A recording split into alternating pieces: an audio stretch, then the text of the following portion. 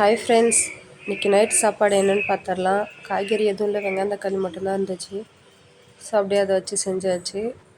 இது நல்லாயிருக்கும் இந்த சாப்பாடு. இந்த மாதிரி செஞ்சு பாருங்கள். 2 மீடியம் சைஸ் வெங்காயம் நான் கட் பண்ணி எடுத்து வச்சுருக்கேன். தக்காளி 2 மீடியம் சைஸ் கட் பண்ணி எடுத்து வச்சுருக்கேன்.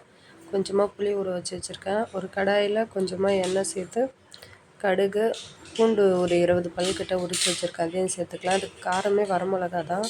ஸோ 4 வரமிளகா நான் சேர்த்துக்கிறேன். அப்போ கட் பண்ணி வச்சுருக்க வெங்காயம் சேர்த்து நல்லா வதக்கிக்கலாம். வெங்காயம் நல்லா வதங்கி வந்ததும் தக்காளி, கருவேப்பிலை, தேவையான அளவுக்கு உப்புலாம் சேர்த்து நல்லா வதக்கி விட்டுக்கலாம்.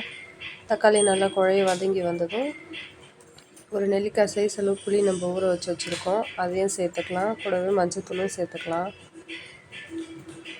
சேர்த்துட்டு கொஞ்சம் தண்ணி கொஞ்சம் அதிகமாகவே வச்சுக்கலாம். இது வந்து ஒரு டம்ளருக்கு 2 டம்ளர் தண்ணி அந்த மாதிரி இல்லை. ஒரு டம்ளருக்கு ஒரு 4-5 டம்ளர் தண்ணியாக அந்த அளவுக்கு வைக்கலாம். நம்ம நல்லாயிருக்கும். நம்ம தண்ணி நல்லா கொதித்து வந்ததும் ஊற வச்ச அரிசியை சேர்த்துக்கலாம். அரிசி சேர்த்துட்டு அது நல்லா கொதிக்க வச்சிட்டோம்னா அது வெந்து வந்துடும். நல்லா வேக வச்சு ஆஃப் பண்ணி வச்சுட்டு ஒரு 1/4 மணி நேரத்துலேருந்து ஒரு 20 நிமிஷம் கழித்து நம்ம சாப்பிட்டோம் அப்படின்னா நல்லாயிருக்கும்.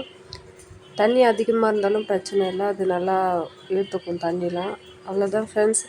இந்த வீடியோ உங்களுக்கு பிடிச்சிருந்துச்சுன்னா லைக் பண்ணுங்கள், ஷேர் பண்ணுங்கள், கமெண்ட் பண்ணுங்கள். என்னோடய சேனலை சப்ஸ்கிரைப் பண்ணுங்கள் ஃப்ரெண்ட்ஸ். தேங்க்யூ.